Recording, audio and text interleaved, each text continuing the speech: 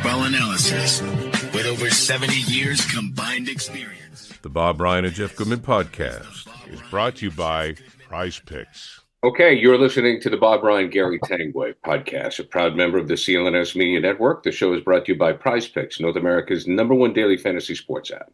Download today, use code CLNS to get $50 when you play 5. Prizepicks, run your game. Bob has a lot of numbers. He has a lot of data. He's been hard at work.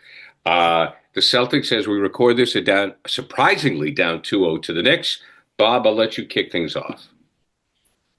This is not, the Knicks aren't following the script at all, naturally. There's a lot to say here. The number one thing, topic A, all over Boston, everywhere I went this morning, is the three-point shot. Right. They're 25 for 100 in the two games. That's awful. And yet they keep throwing them up there. And Joe Mazzulla's style he's not going to change, Oh, he's not. I guess. Comment, and we know they're getting a lot of quote unquote good looks. They keep telling us this. So common sense said maybe, it'll turn around organically. And we also know the other thing that's fine. Maybe not. But the point remains, and we talk about it, you and me, people everywhere in greater New England talk about it, is what about a plan B? When do you recognize that you've got to, tone down plan A and go to plan B? And now part of the problem that they now have, and this is what I told you the other day, my number one concern after losing the first game wasn't that they were down 0-1. I figured they could come back. I wasn't panicking. It's health. Yeah. Porzingis is not a factor at the moment. And that's important.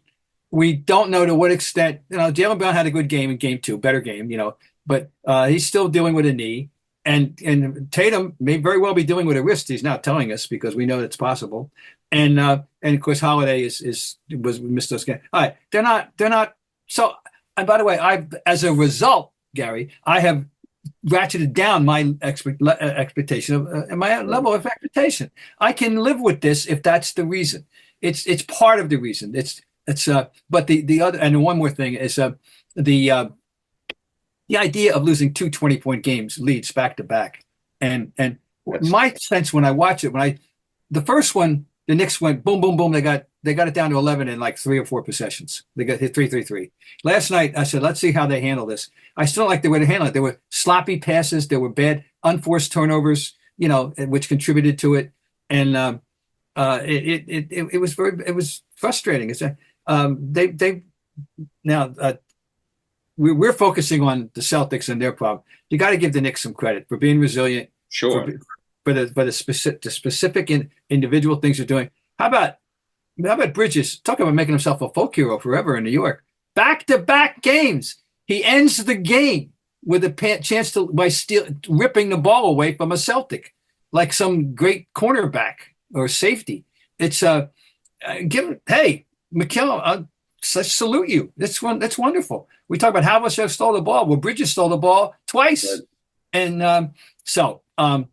it's and the other thing, we know that the Celtics were better on the road. We can rationalize, that's not the big panic thing because they can win on the road. Yeah. But this is a different matter now. And the one thing that's happened, and I'll get off the soapbox at the moment, and that is right. What the Knicks most needed, in addition to a pure W, but they needed to get confidence. They needed to gain, right. And they have been emboldened now. They have now beaten the Celtics. They have beaten them twice. And in fact, 3 in a row, they lost in overtime in New York the last time. They won in overtime in Boston, and now they won at the last minute in Boston. They've won it 3 times. They're emboldened now. We have emboldened the Knicks and making them exponentially more dangerous than they were when this thing started. Celtics, they're in serious trouble, but some of it is curable if they would just think about Plan B a little more often.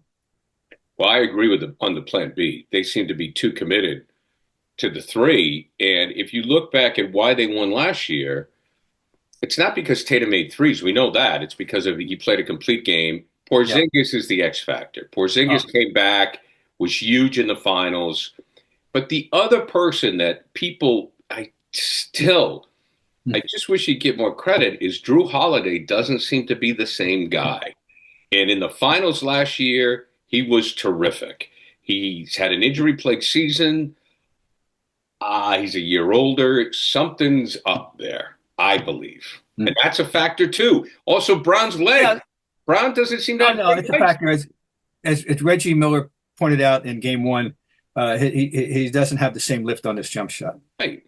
Okay, now he did, he had if they had held on and not screwed up totally yesterday, he would have been cited as having had a good game in game two. Okay. Right. The guy that did not have a good game in game two, offensively, he had 14 rebounds, and that's the old Larry trick. Yeah, even when you're off, you still can help the team in other ways, and he has helped the team in other ways, Tatum. But the offense they need, it wasn't there. It hasn't been there, and people are now citing his overall shooting percentages on threes the last like two playoffs. Even it's not very good. We and I'll have to tell you, I'm not denying the following, which is out there on X for some people. When you look back, weren't they lucky last year that the opponents they had, everybody was missing a player? Where we misled into thinking they were better than they actually were because they benefited so greatly from the fact of the absence of great players on the other team. So if they want to lose the series in 4 or 5 games, that's going to be part of the dialogue there. So What's a fair point? But health. Look at Cleveland. People aren't making enough about the fact they're down 0-2, and Indiana's outplayed them in their same boat that they lost the first 2 at home. Okay, they're down. They played game 2, Gary, with missing 3 of their top 6 players, and nobody's making a big deal about that. Well, I'm making a big deal about that. I think it's very important. It wasn't just Garland. They didn't have Mobley, and they didn't have Hunter, and that's 3 of their first 6. Hunter is a very quality 6th man. So. You gotta. It's nice to, and I'll say it for the 1,000th time. I would comfortably play all 7 games on the road as opposed to going in unhealthy. Right. What's your read on Tatum right now? Max thought. I talked to Sacramento. Max thought his confidence was shaken a little bit. Well, it could be. I mean, he's got a burden. He understands that he is the most talented, quote unquote, best player on the team, and he knows what he's capable of. A man who's had 50-point playoff games and has had some very, very impressive playoff games in the previous series. He's the bellwether of the team, and he helps the team. We've agreed his passing has gotten much better over the last few years. He's and every once in a while, he makes a play that he says, "Oh, there we go. That's the one that we're looking to see," but we're not seeing it often enough.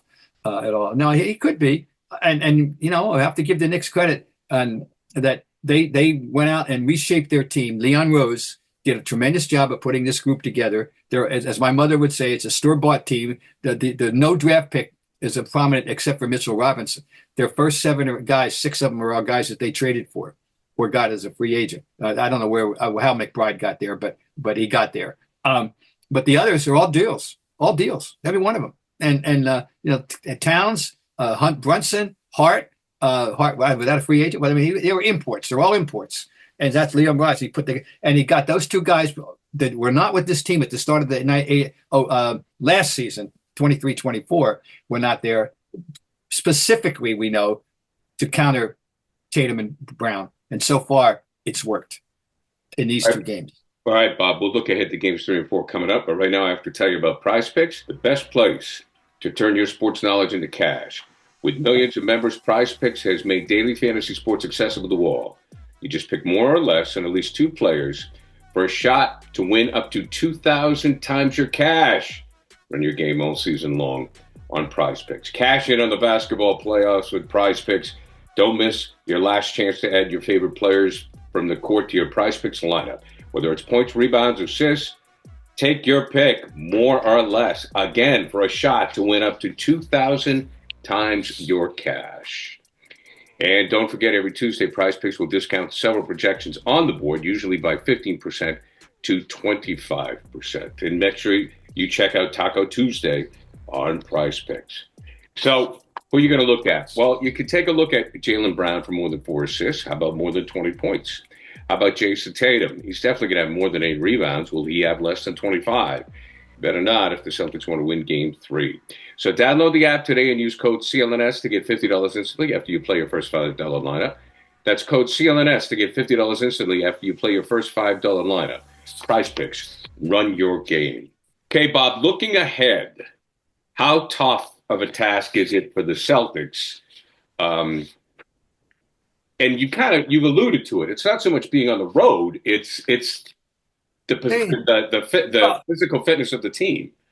They're still believing, as Joe Mazzulla said on the morning of Game 2, the morning of, he was, or at least a clip that I saw that was aired on the morning of Game 2. Right. And I didn't get the question. I only flipped in just as he was giving the answer. But the question had to be something about your reliance on the three, and you're going to change it. And his answer that he was giving was, we just got to make them. They're happy with the shots they're getting. They're not uncontested. They're for a large measure, they're uncontested shots that they've been given in the past and have made. So maybe he's right. Maybe it's all going to mysteriously, magically kick in when they get to Madison Square Garden at 3:30 on Saturday. Maybe not. If that's the only way they're thinking, that's not very healthy. They got to be thinking about that they got to mix it up a little bit. Bob, last year when they won the championship, did you think, off the top of your head, without looking at any numbers or any statistics, did you feel they won the championship last year because of the three-point shot? I didn't feel that way, but in retrospect, I may have been wrong.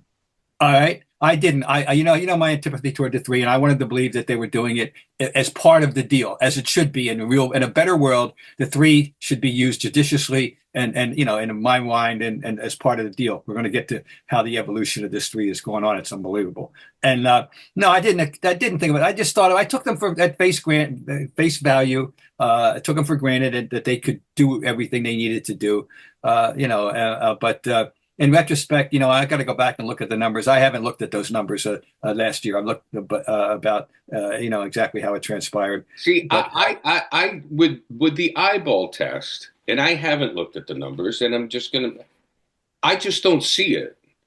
And I didn't feel that was the whole deal was part of the deal. And part of the deal. And I've heard people say that, like, well, they won because of the three. You know why they won in the finals? And your point is very well taken. Jimmy Butler was hurt. Halliburton was hurt. And Philadelphia was banged up. I mean, did they play Philadelphia? But anyways, your point is well taken. They got an easy ride. But my point is I remember Jrue Holiday making plays underneath the basket.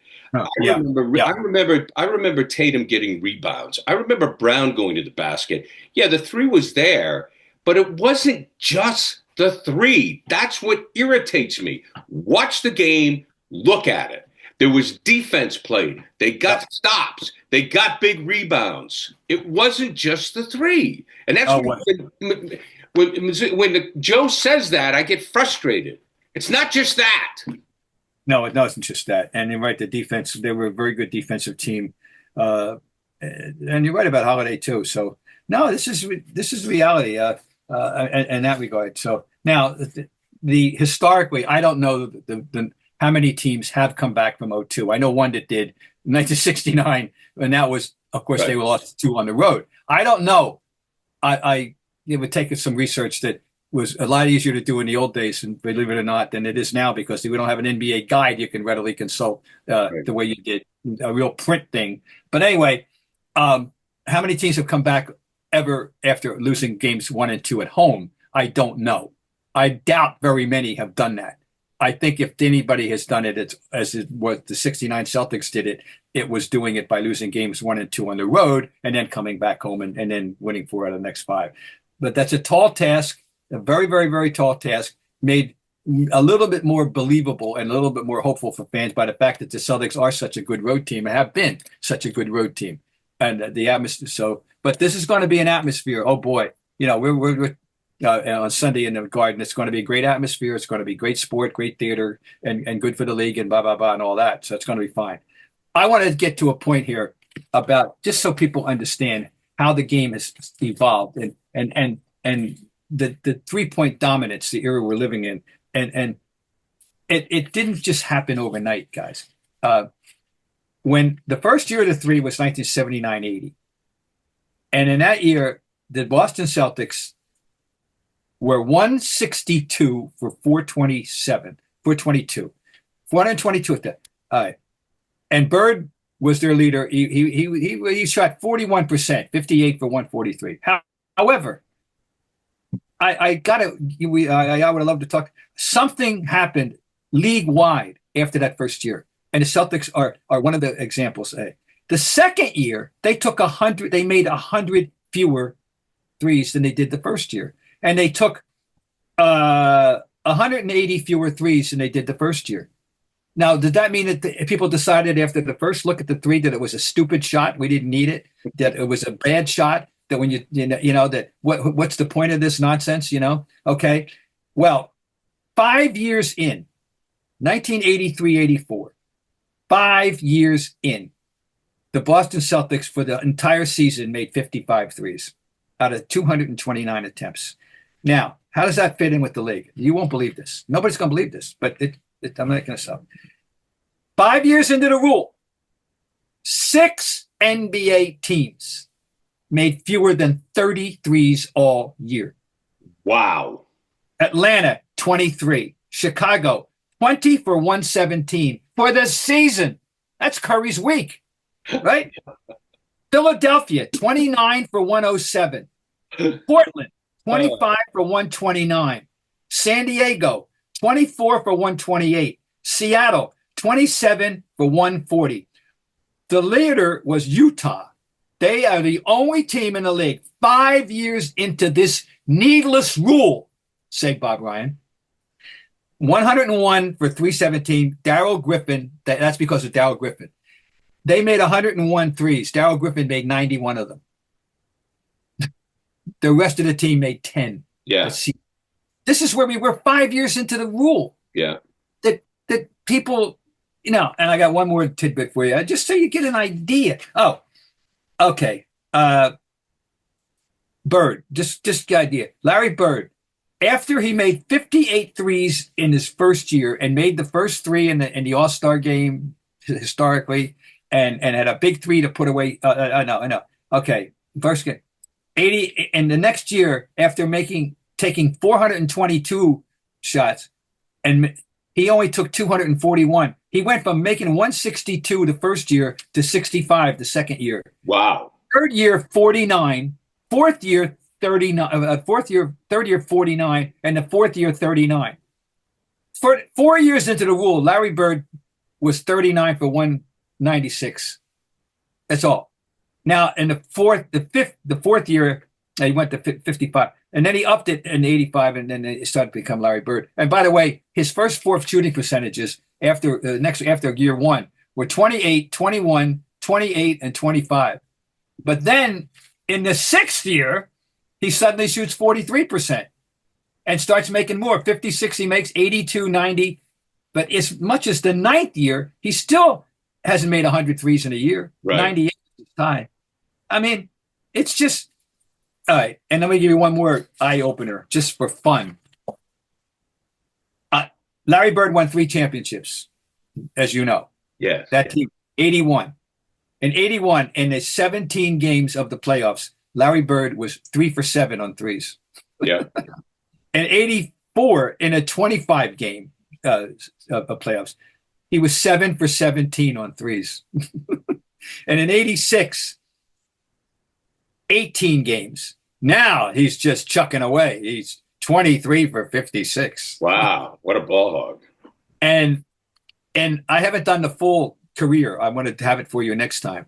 But in the first, right through 86, so that's 6 years, the most attempts he ever had in a game of 3, 7. Wow. And in 83, that was in 85, 86. In 83, 84, his high attempts in a game, 3. In 80, 81, his high attempts in a game, 4. Now, it is a totally different sport. Yeah. Now, I'm just saying, people, the modern fan is used to it, likes it, can't imagine a game without it. I understand that.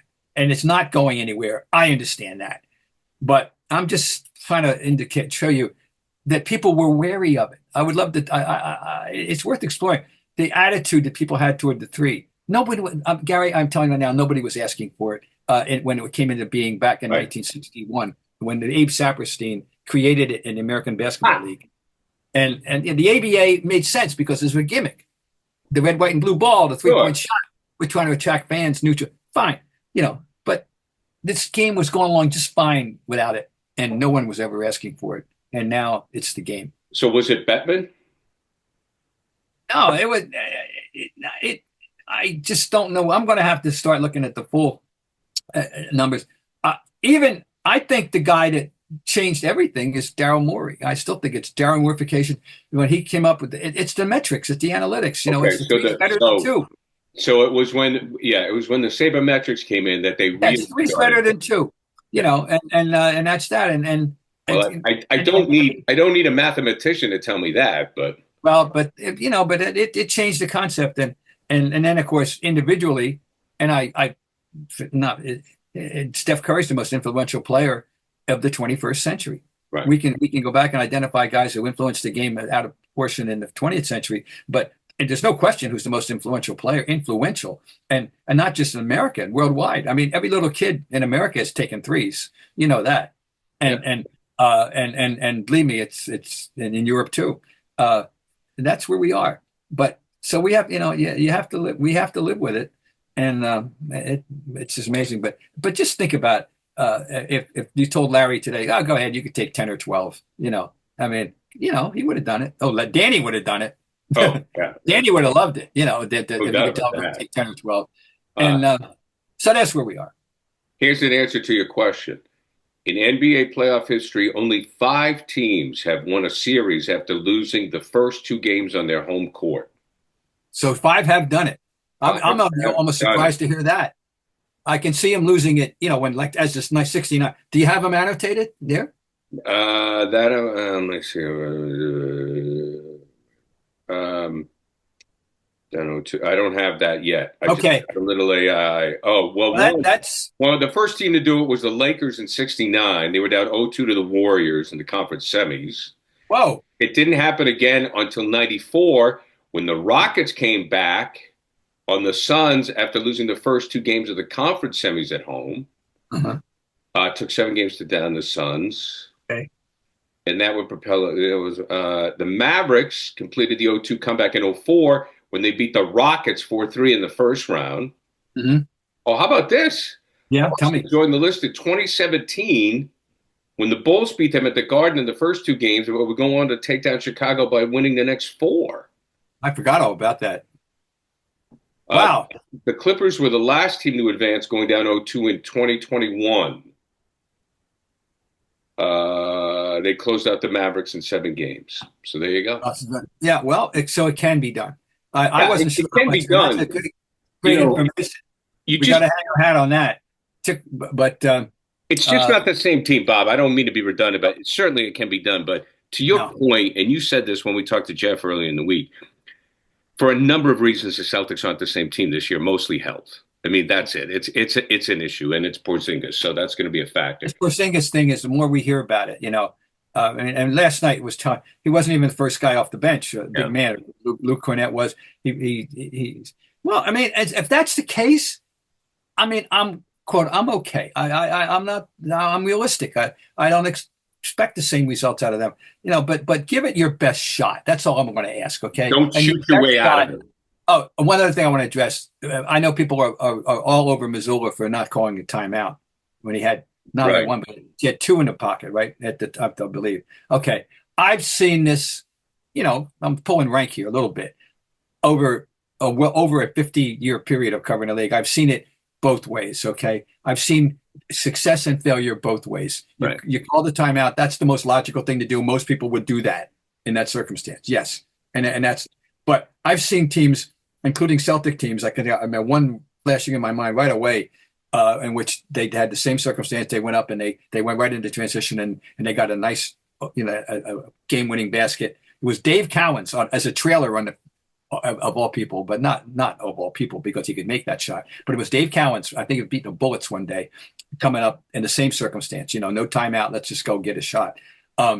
It can work both ways. I'm not going to hang. But I know now Mazzulla's people are focusing in on him now naturally because he's the target. He's the and so that just gives them another reason to the hate on Joe Mazzulla. But I'm just here to say I've seen it work both ways. I'm not going to go crazy about that. I just want to, and I got to say, folks, sometimes the other team just outplays you, and I don't care what sport we're talking about. And that Bridges has come up huge twice, and you got to salute him for that. You have to. I'm going to ask Bob about the Celtic-Knick rivalry and the Knicks' place in NBA history coming up. But first, for those of you listening to this show, we ask you that you subscribe to the podcast, like and leave a review. For those watching the show on CLNS, go ahead and hit that like button and subscribe to the Celtics All Access YouTube channel, where you can find our show and a lot of other great Celtic content. Also, please make sure to turn on your notifications so you know the instant a new video drops. Okay, Bob. How would you characterize the Celtic-Knick rivalry? Well, it's had a huge gap. It's had only two incarnations. I don't know that there was I can't speak to whatever flare, however heated it may have been in the 50s, when in the early days of the NBA. The Knicks went to the finals and 51, they lost in 7 games. In fact, they came 0-3. They got forced to 7th game, which they lost in a close game to the great grandfathers or the great great grandfather of the Kings, the Rochester Royals. Right. Okay. I know the Celtics and Knicks had a few series in the 50s. I don't know that they were anything memorable, but starting in 1968, when Dave DeBusschere got traded just before for the 68-69 season, Dave DeBusschere got traded to the Knicks and made them whole. They needed him, and they got him. And the Celtics and the Knicks then had, for the next 5 years, a really, really good rivalry. And some of my fondest memories of covering the Boston Celtics in all my years were those games where we had regular season and playoffs with the Knicks in that period of time. And in 72, when the Celtics first got back after Russell, the Knicks schooled them in 5. Schooled them. And DeBusschere was they had nobody to handle DeBusschere. And the next year, we had one of that epic series, and Havlicek gets hurt in game 2. And then the Celtics lose that game, that awful game, game 4 in Easter Sunday, when they were up 16 going in the fourth quarter. And Jake O'Donnell and Jack Madden put on Knick jerseys. I'm sorry, but it's true. And the Knicks came back and won in double overtime. Havlicek doesn't play. JoJo went, and then Havlicek plays game 5 with one arm, gets 18 points with playing 4 left-hand baskets, I believe he had in that game. And they forced a game 7, which people were very confident about. And the guy who had the big game for the Knicks, Dean Meminger, Dean the Dream. Yeah.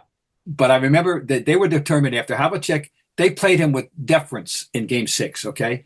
They just, oh my God, it's John Havlicek. We won't breathe on him. He's John Havlicek. Well, they weren't going to do that in game 7. John comes off the bench, and they immediately swarmed all over him. And he turned the ball away. Threw the ball away. He couldn't play. And they won the game by 16 points, 94-78. Right. That was the first 7th game loss in Celtic history in home. Wow. And ever. Because obviously on the Russell River, they were winning every one. Literally, they did literally win every one in every game 5. But so that was great. But then the next year, DeBusschere was hurt. He had a torn stomach muscle, as I recall, and Reed was old and done, and the Celtics handled him easily, and it was over. The Knicks were done and gone and done for a decade until they got Bernard King, and they had and 84 we had that wonderful series in 84, Bernard King versus Larry Max. That bitch isn't going to get 40 on us. Well, guess what? He did, and that was a wonderful series. And Larry had an epic game 7, one of Larry's, I think, his handful of 5 or 6 best greatest games, particularly the circumstance. Larry came up huge. The numbers were they were 37, 12, 10, something like that. But he transcended that. He was great. And then it was over. We had 1990. The Celtics did lose an 0-2 lead in a 5-game series, and the Knicks beat them game 5 at home. Here, game 5, Larry missed a famous dunk that we all talk about. Right. On a drove baseline, reverse missed it. We But it wasn't it's been rekindled, I think, but the standard was that early 70s. And in those days, the great dynamic, Gary, was the Celtics didn't sell out in those days as a rule. They didn't sell out as a rule. That was later. That came with Bird, but they were.